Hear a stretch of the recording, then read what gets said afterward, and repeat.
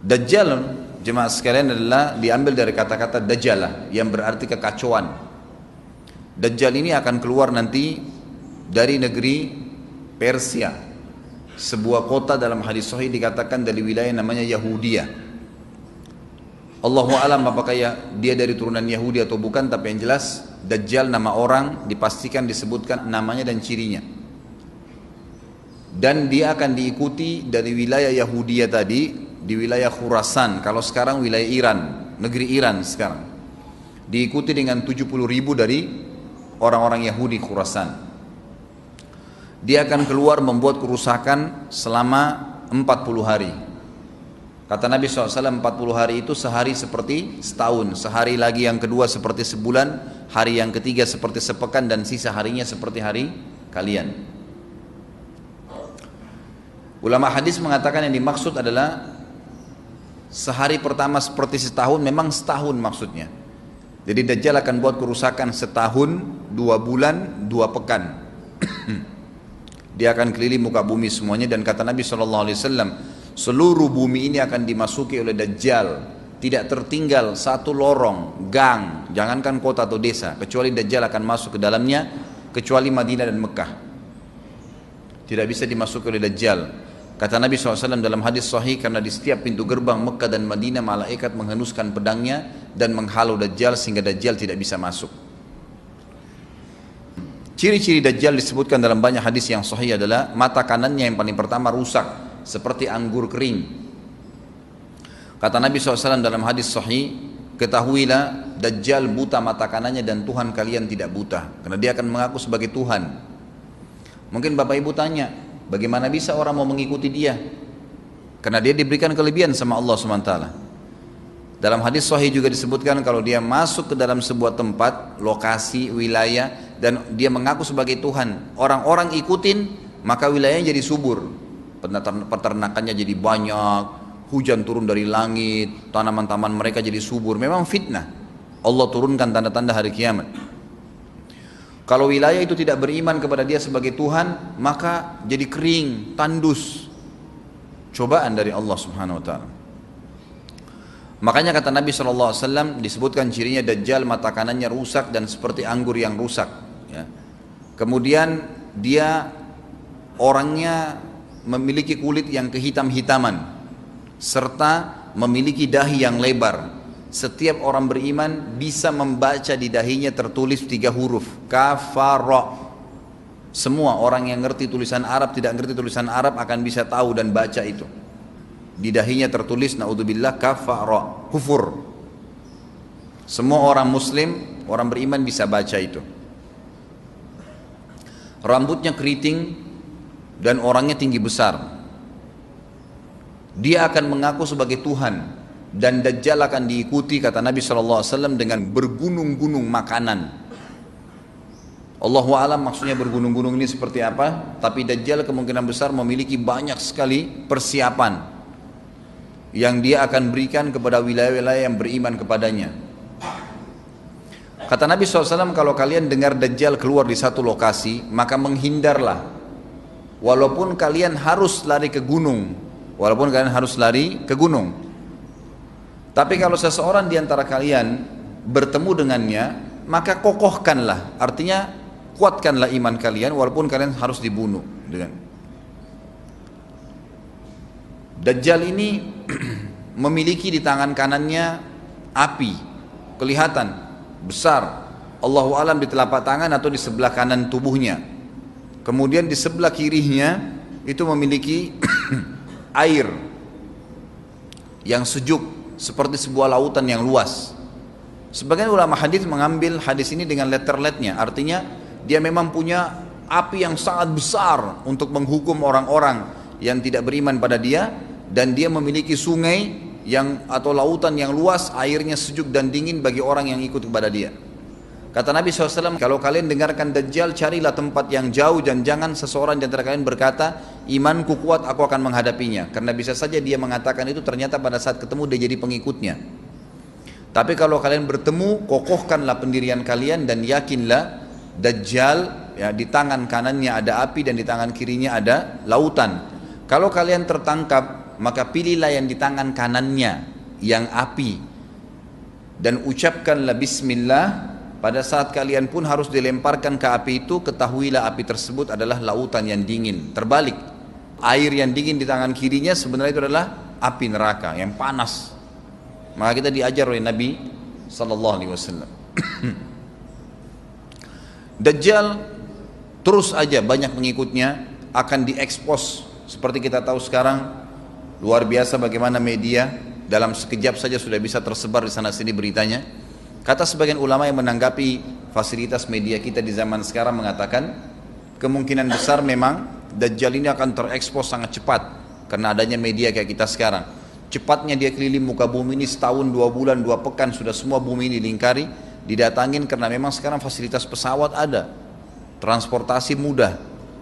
Dan memang ada salah satu hadis yang dihasankan oleh para ulama, salah satu tanda-tanda hari kiamat adalah adanya besi yang berterbangan yang menjadi tunggangan manusia. Sekarang ada pesawat, ada kereta api, ada mobil. Nah, itu ada hadisnya, termasuk tanda-tanda hari kiamat. Dajjal nanti akan tiba di Mekah dan Madinah, tapi yang dibahas dalam hadis adalah di kota Madinah. Lalu kemudian dia mau masuk tapi tidak bisa dihalang, maka dia naik ke atas sebuah gunung yang tinggi bersama pengikutnya. Lalu dia berkata kepada para pengikutnya, apakah kalian lihat istana yang putih itu? Maksudnya melihat ke Masjid Nabawi. Lalu berkata para pengikutnya, iya tentu saja. Lalu berkatalah, ya, Dajjal itu adalah istananya Muhammad, tidak bisa dia masuk ke dalam, dia hanya batas wilayah haram di luar kota Madinah. Maka kata Nabi SAW, Dajjal pun menepukkan telapak kakinya ke bumi di luar kota Madinah, maka terjadilah gempa di kota Madinah, dan keluar dengan gempaan tersebut semua orang yang munafik, karena orang kafir nggak ada di Madinah. Semua orang yang di dalam hatinya ada sifat kemunafikan keluar dan jadi pengikutnya Dajjal karena goncangan itu. Dan tertinggallah di kota Madinah orang yang hatinya bersih imannya kepada Allah Subhanahu wa ta'ala. Lalu kata Nabi SAW, akan keluar dari kota Madinah nanti saat satu orang anak muda dengan hikmah Allah, dia keluar dan orang ini bersih hatinya dengan keimanan. Maka Dajjal pun menangkapnya. Lalu dia ingin mendemokan kemampuannya di depan para pengikutnya. Lalu kemudian Dajjal pun mengatakan kepada anak muda tersebut, saya Tuhanmu. Anak muda itu mengatakan, kau adalah Dajjal yang telah disampaikan oleh Nabi kami Muhammad SAW. Maka dia pun mengambil gergaji, sebagian hadis lain menjelaskan alat yang tajam, lalu membelah dua anak itu. Dari kepalanya dibelah sampai ke kemaluannya, terbelah dua kiri kanan. Lalu Dajjal lewat di tengah-tengahnya, demo sambil ya dilihat oleh para pengikutnya dan mereka bersorak-sorak. Lalu Dajjal mengatakan, bersatulah, bersatu kembali jasadnya. Kata Dajjal dalam hadis ini, apakah kau sudah yakin saya Tuhanmu? Anak muda itu mengatakan, saya bertambah yakin kalau kau adalah Dajjal yang disampaikan oleh Nabi SAW. Kata Nabi SAW dalam hadis penutup, ini hadis sahih riwayat Bukhari, riwayat Muslim, ahli sunan, semua menukil tentang masalah Dajjal. Saya tidak sebutkan siapa-siapa perawinya karena memang ini semua hadis sahih. Cukup banyak hadisnya, saya satukan saja, jadi merangkai seperti sebuah cerita. Maka Dajjal pun akhirnya setelah itu tidak mampu menyentuh anak muda itu. Allah SWT sudah selamatkan dia. Ringkas cerita, Mekah sama Madinah cuma dia laluin, kemudian dia menuju ke Palestina. Pada saat tiba di Palestina, Dajjal sendiri tidak tahu kalau ajalnya sudah dekat.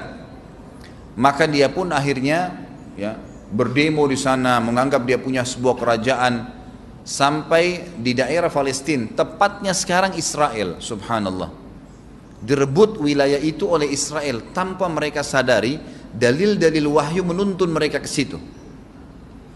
Ada sebuah kota namanya kota Babelut di Israel. Itu kota itu ada, saya pernah lihat cuplikannya, termasuk kota yang diidolakan di dalam negeri Israel sendiri, namanya Babelut.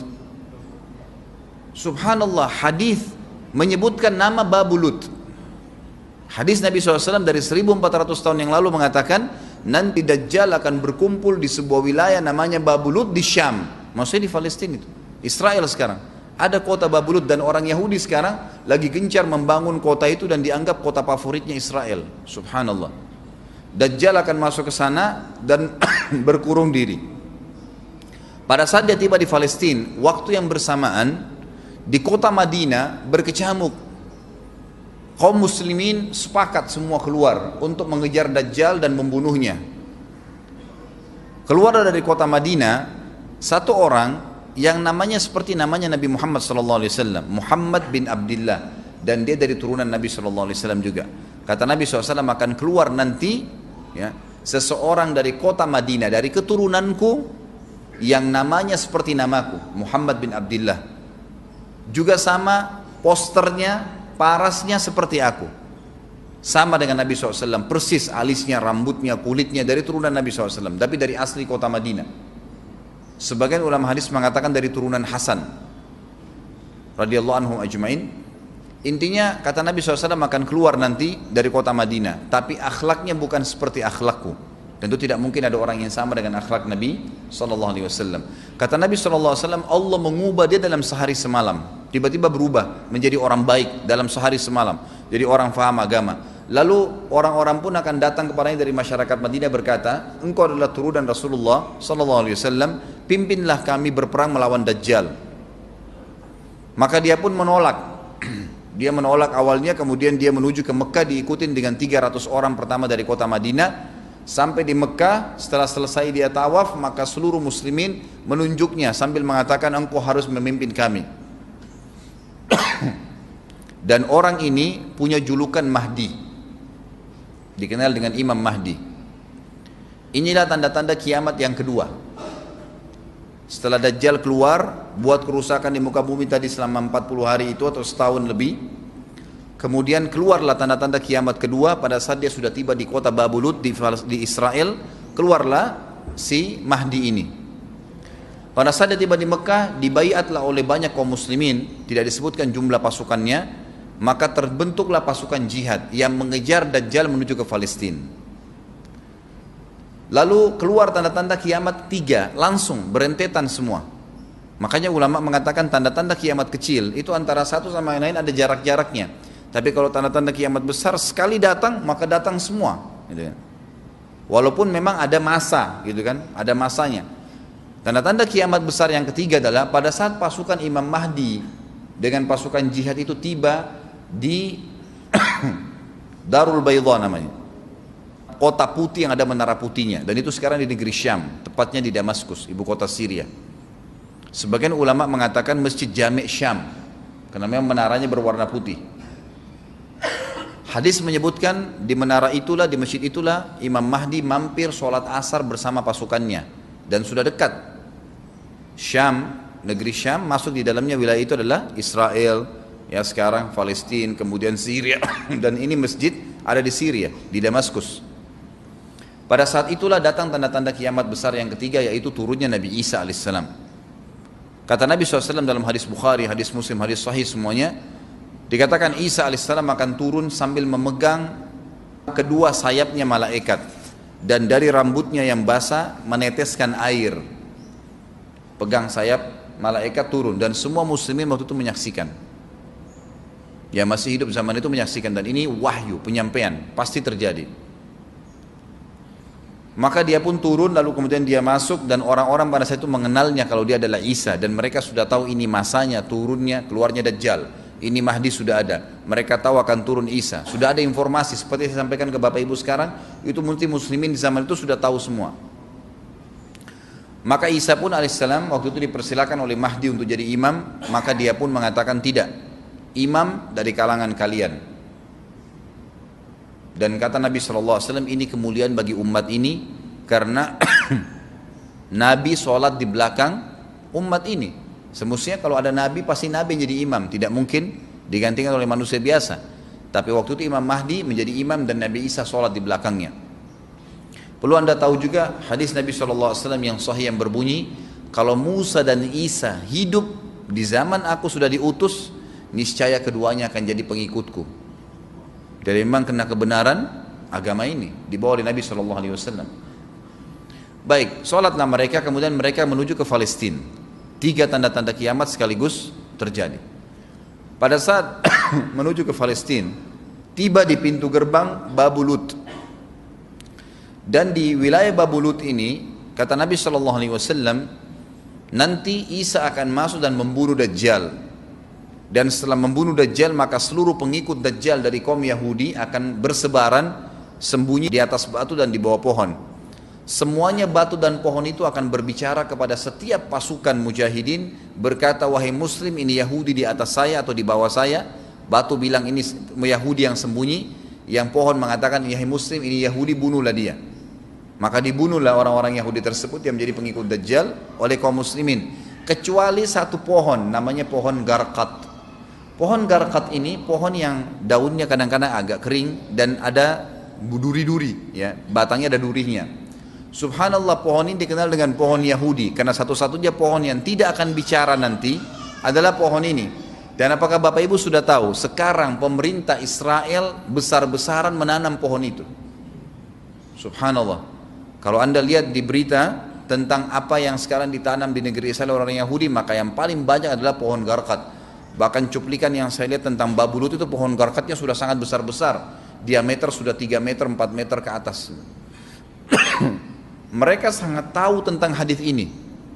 Tapi memang orang Yahudi, sebagaimana Ibnu Abbas katakan radhiyallahu anhuma, beliau mengatakan firman Allah SWT tafsirnya surah Al-Fatihah, ihdinas siratal mustaqim, tunjukkanlah kami jalan yang lurus, siratal ladzina an'amta alaihim, jalan orang-orang yang telah kau berikan petunjuk, maksudnya orang-orang yang beriman. Ghairil maghdubi alaihim, bukan orang yang kau murkahi. Kata sahabat Nabi Ibnu Abbas radhiyallahu anhu adalah orang-orang Yahudi. Allah murka sama mereka karena mereka tahu kebenaran tapi mereka tidak mau ikutin. Itu cirinya orang Yahudi. Bahkan Allah mengatakan tentang mereka terhadap Nabi SAW, ya'rifuna kama ya'rifuna abna'ahum. Mereka mengenal Muhammad SAW sebagaimana mereka mengenal anak-anak mereka sendiri. Jadi orang Yahudi tahu. Waladhdallin, dan bukan orang-orang yang sesat. Ini adalah kata Ibnu Abbas, orang-orang Nasrani mau nyebarin agama tapi mereka keliru. Agamanya yang Nabi Isa itu tidak wajib disebarkan di seluruh dunia, tapi disebarin untuk Bani Israel, karena Nabi Isa diutus untuk Bani Israel. Mereka mau berdakwah tapi salah. Ringkas cerita adalah Nabi Isa alaihissalam akhirnya tiba dengan pasukan mujahidin di depan pintu gerbang Babu Lut. Kemudian orang-orang Yahudi tidak kenal, tidak tahu Nabi Isa, tidak tahu tentang itu Mahdi. Mereka belum tahu ini. Mereka berbangga-bangga saja. Lalu mereka berkata kepada Dajjal, ada pasukan, segelintir pasukan yang mau menyerang kita. Dajjal mengatakan, bukakan pintu gerbang. Mereka tidak akan mampu melawan kita karena pasukannya mereka banyak memang. Maka Dajjal dengan sombongnya menunggu di depan pintu gerbang. Pada saat dibuka, Dajjal kaget melihat ada Isa alaihissalam. Dan pada saat itu kata Nabi SAW, Dajjal faham kalau sudah tiba ajalnya. Begitu melihat Isa alaihissalam, dia lari dan badannya sambil meleleh di depan para pengikutnya. Lalu Isa alaihissalam mengejarnya, mengatakan, wahai musuh Allah, saatnya kau akan menemui ajalmu. Lalu ditusuklah dengan tombak emas di antara dua matanya, maksudnya di dahinya, ditusuk oleh Isa alaihissalam dan matilah Dajjal. Pada saat Dajjal mati, pengikutnya pada ketakutan semua. Mereka anggap Dajjal Tuhan, mereka anggap Dajjal orang yang perkasa lah, orang yang kebal lah, beragam macam kelebihan. Mereka kaget pada saat mati, maka bertebaranlah mereka dan akhirnya mereka sembunyi di bawah pohon dan di atas batu. Kemudian seperti saya katakan tadi, hadis menjelaskan batu dan pohon akan memberikan penjelasan, hai muslim, ini Yahudi, bunuhlah. Maka dibunuhlah pada saat itu mereka. Lalu Nabi Isa alaihissalam memimpin di muka bumi, dan kata Nabi SAW, pada saat itu Islam, agama Islam yang dibawa oleh Nabi SAW akan masuk ke semua rumah di muka bumi, gak tersisa. Satu dunia ini semuanya Islam. Hadis sahih, kata Nabi SAW, Islam akan masuk ke setiap rumah, bi'izzil aziz au bidzilli dhalil, dengan kemuliaan atau terhina. Yang tidak mau terima dibunuh. Enggak ada lagi penolakan terhadap Islam. Itu hadis sahih. Maka Nabi Isa alaihissalam memimpin pada saat itu, disebutkan dalam hadis 40 tahun dengan ketenangan menerapkan hukum Islam. Kata Nabi SAW, bagaimana awal umat ini bisa sesat sementara aku yang pimpin, dan bagaimana akhir umat ini bisa sesat sementara yang pimpin mereka Isa dengan menjalankan hukum-hukumku. Jadi Nabi Isa alaihissalam nanti menerapkan Al-Quran seperti yang kita lakukan, sholat segala ini sudah selesai, dikerjakan semua. Dan dalam hadis lain dikatakan Isa alaihissalam akan menghancurkan semua salib, membunuh semua babi. Enggak ada seekor babi pun hidup di muka bumi pada saat itu, semua salib dihancurkan. Tidak ada agama lain, semua Nasrani, Yahudi, Hindu, agama apa saja habis semuanya. Semuanya beriman kepada Allah subhanahu wa ta'ala dan menjadi muslim.